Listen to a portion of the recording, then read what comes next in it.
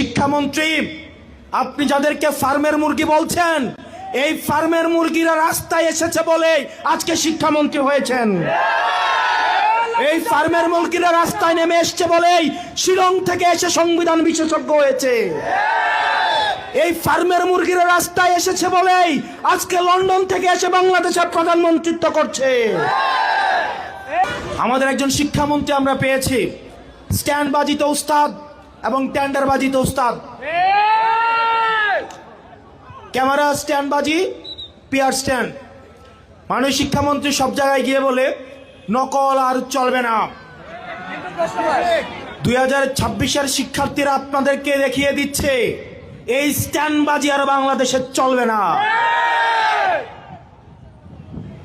হাঁটু সমান পানিতে, বুক সমান পানিতে 2026 সালের এইচএসসি পরীক্ষার্থীদের আপনি ডুবিয়ে ডুবিয়ে আপনি পরীক্ষা দিতে বাধ্য করেছেন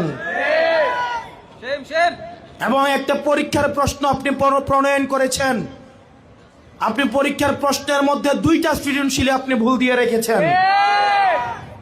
একটা পরীক্ষার্থীর তখন মানসিক অবস্থা কি ধরনের হয় একবার চিন্তা করেন। সে যখন দেখে প্রশ্নপত্রে ভুল, সে যখন নিজে চেষ্টা করে পরীক্ষায় উত্তর মিলানো, পরীক্ষা দিয়ে এসে হয়তো বুঝতে পারে প্রশ্নপত্রে ভুল, সে যখন উত্তর মিলাতে পারে না, তখন পরীক্ষার মধ্যে কি ধরনের মানসিক অবস্থা তৈরি হয় একবার চিন্তা করেন।